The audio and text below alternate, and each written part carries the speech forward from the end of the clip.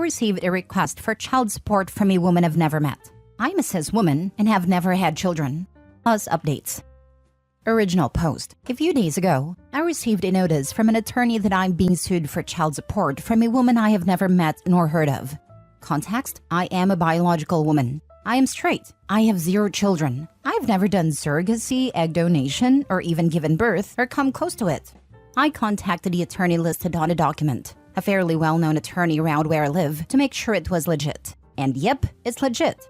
He stated that his client came to him to sue me for backdated and future child support for a 15-year-old and stated that I am the biological father. The attorney had my name, address, and info like my birthday, where I went to high school, etc. Yet somehow didn't know that I am a woman? The attorney also stated that the woman is in her 40s, repeated her name to me, and verified with me if I know her.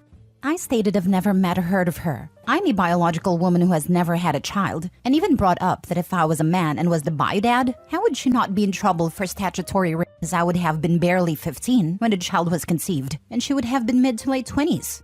The attorney stated that as an attorney, he needs to follow through, and I need to see him and sign the documents and do a DNA test to confirm any relation to the child. I informed the attorney that it's literally impossible for me to be the father, but he won't take no for an answer and told me to bring my lawyer to his office tomorrow. Do I actually need to get an attorney? Can I just show up and be like, look at me, very much a woman and have never given birth. Leave me alone. I need some proper guidance on where to go from here. Now for the top advice before reading the update. Do not meet with this a-hole. Let them serve you a court summons if they want, and show up in your Sunday's best. And bring your birth certificate with you. Do not go to his office. Let him sue you and show up to court with birth certificate in hand. Definitely no DNA test. This whole thing sounds weird. What about the bar complaint for mispresenting facts to the court? Correct, or failing his duty to properly investigate a claim prior to bringing an action. Now for the update. First, to answer some questions I received via PM and saw posted. No, I do not have a masculine/gender-neutral name.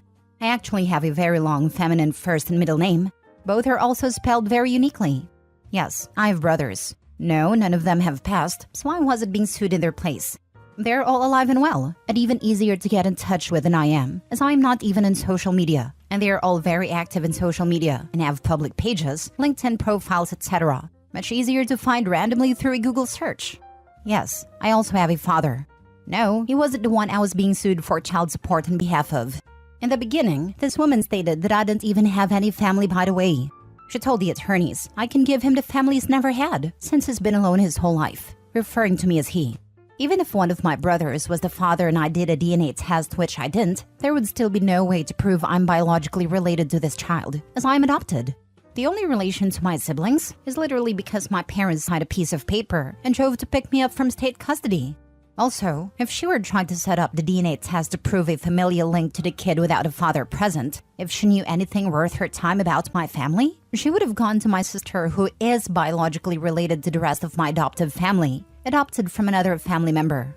No, I thankfully have not been a victim of identity theft. This was not someone posing as me. And thankfully there was no shady stuff in trying to change the paperwork from bio-dad to mom. Even in the documents this woman's lawyer presented to my attorney, and the documents I was sent, it clearly stated that I was supposedly the biological father. Now as to what happened. I went to the attorney's office with my attorney as he requested during our call yesterday. And guess what? The suit was dismissed. It happened very quickly, thank God. I thought we would meet with the judge, because that's how I assumed it worked. But we went to the lawyer's office and met with him and the woman who filed the suit. I got an attorney as I reached out to a friend who lives in my state, as a lot of his families are attorneys, one of the families where it's in their blood basically. Turns out, his aunt handles family cases. He got me in touch with her and we spoke. After I told her the situation, she laughed and said she'd do it pro bono just for the entertainment. Apparently, she knows the other attorney and says he's a prick, so I guess that's a benefit for me since she was more than happy to represent me.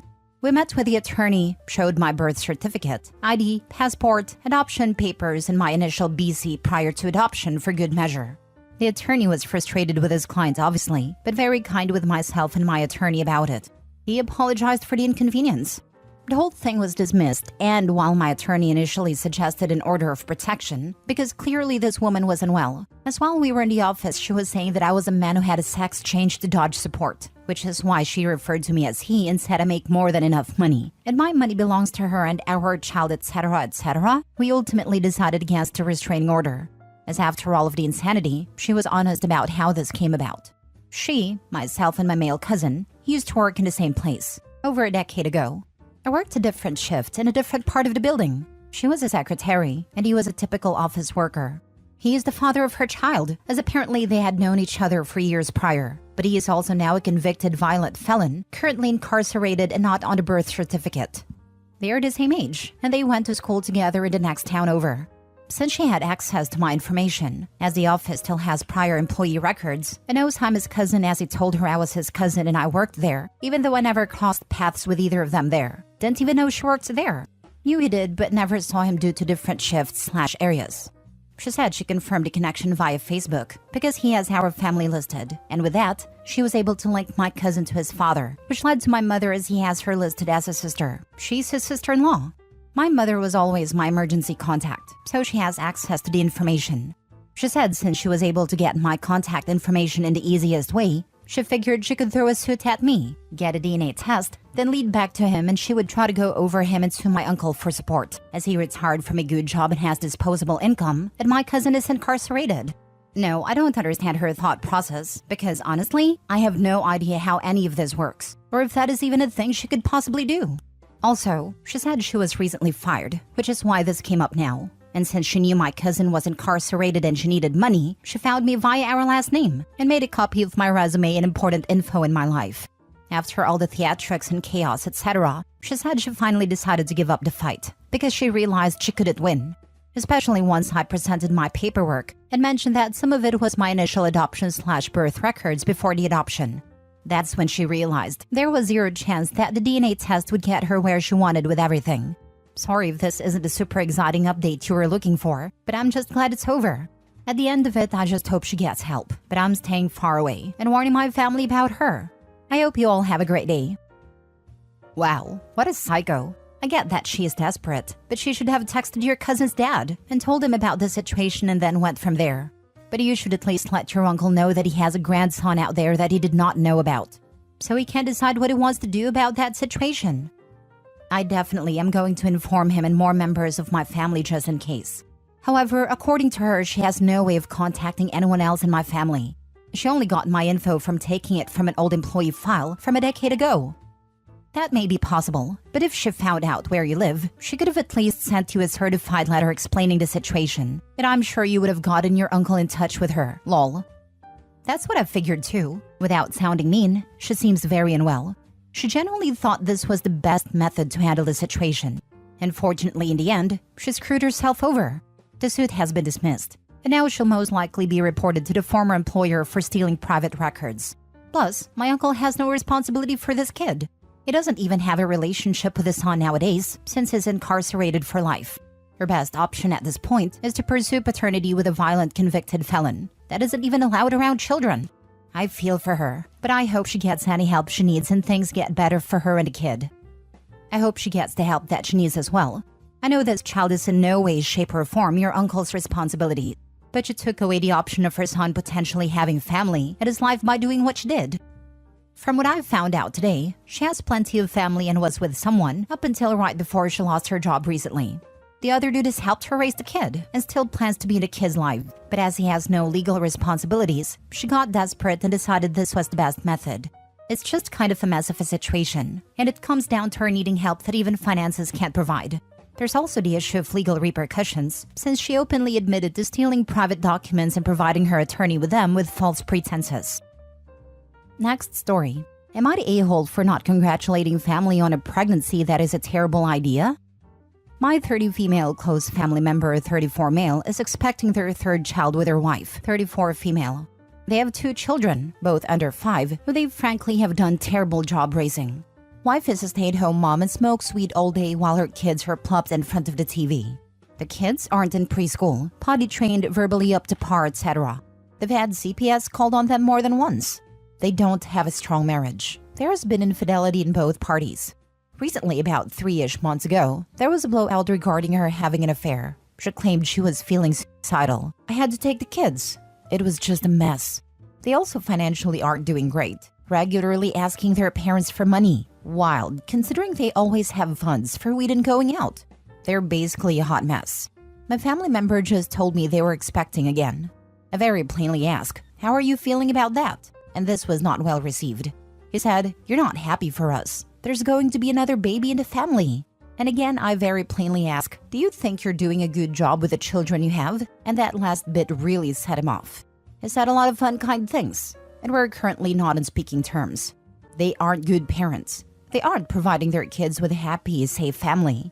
They cannot afford another child. The math of this affair, or mathing to this child, could be fathered from the affair. Not every pregnancy is a good one. They should not be celebrated. Their family, and obviously the baby, is innocent in this, but am I the a-hole here?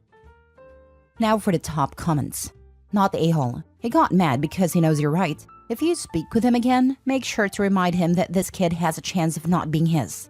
These kids surely would be better off without their parents. Otherwise, they're being set up for a difficult life where they think all of these behaviors are normal, which could result in a vicious cycle in your family. It is actually a good time to remind your family member that there is still time to get his act together. Not the a-hole. They need several hard doses of reality. And to be honest, you were pretty kind about delivering one as gently as you did, considering you've had to step in. If they're as behind as it sounds like, those existing kids are probably destined for foster care within a year or two. And I think they know they're running on borrowed time there. Not even. I discharged a 7-week-old with an old brain bleed, home to the parents that did it just a couple of weeks ago. CPS cleared them. Their line was inconsistent with the nature of the injuries. For the social worker who witnessed the interview, the CPS worker said, "If you say she fell from a high chair, she can go home with you." So they did. But she's 7 weeks old. She doesn't have to have her trunk controlled to sit in a high chair. I'd never seen a neurosurgeon cry before that day. Last story. Am I the a-hole for telling my ex-husband's mother he was lying about our divorce? Me, 38 female, and my ex, 37 male, got divorced about 3 years ago. We have 2 children, 9 male and 4 male, who we shared custody of. The divorce was caused by 2 things. Me finding him in our bed with another woman, and the fact that his reaction upon me kicking her out and getting upset with him was to pick up our nightstand lamp and try to hit me over the head with it. During the divorce, there was a stalking problem I'm not going to get into, and we ended up getting court-mandated counseling when it started clearly affecting our sons. Counseling ended up helping, and after the mandated period was over, he decided to find a therapist closer to his home and set up regular sessions. We spent holidays together, so our sons can have their entire family around. So with Thanksgiving coming up, we all get together and decide to host at my house. While our kids are out getting some quality grandparent time with my parents, me, my brother, ex, and mother-in-law are sitting around and chatting to relax a bit. And a conversation turns from the holiday season to our sons and to our divorce. My mother-in-law mentions that it's nice seeing us still being civil, instead of at each other's throats. And ex mentions that talking about it helped. I initially think he's talking about therapy, as I'm sure anyone would, but then he starts talking about it further. According to him, we just didn't mesh well together as spouses, and we both grew miserable in the relationship. When he saw it was upsetting our sons, he took it upon himself to start the discussion. After a very long and difficult conversation, we both decided divorce is the best option. He then tells his mother that he was lucky our talk had been peaceful, instead of a mess like online stories. I admittedly wasn't thinking. It mentioned how I wouldn't say cheating on me and then trying to knock me out was peaceful, but that I was glad he had such an optimistic view of it. His mother lost it on him, while me and brother just dipped for a bit. And afterwards, ex pulled me aside to tell me that it wasn't right for me to tell his mom about what happened and air his dirty laundry. That he had apologized and changed, and was still actively trying to get better, and that it hurt to know I was still upset with him over a mistake that happened years ago. My brother said that he understood where I was coming from and agrees with me, but that it was a bit of a prick move to tell his mom during a holiday, instead of simply putting him aside and talking to him about it, especially since we'd all be under the same roof for a few days. No one told my parents or the kids what happened when they finally got back, but I'm not naive enough to believe they haven't noticed that something had happened. Not the a-hole. Not a freaking chance in this world that you should have to feel a little bit of sympathy for that. He didn't just give 2 cents about marriage while betting someone in your bed, your home, and had the audacity to have a reaction and physically abused you. He assaulted you in your home. Not sure what kind of a father he is, but his family should be aware about his deeds and why this marriage is not working out anymore. It's not about dirty laundry. He made those choices consciously. My husband has never raised his voice at me once, even when I'm wrong. Good relationships are possible. Don't let this stupid, crappy world have you feel otherwise. He just wants to have a perfect picture in his family and friends' eyes, like some men would like to have, because hiding your nonsense becomes easier that way. Again, not the a-hole. Please don't feel bad. Not only did he lie by omission to being a cheater and abuser, he had the audacity to pretend he was the one who recognized the problem and took positive proactive steps to end the marriage on good terms. What a giant a-hole. OP, your brother is wrong. You were completely right to let his mother know exactly what he's capable of. I'm so mad on your behalf. At least mother-in-law was also mad and did try to defend her precious baby like so many do.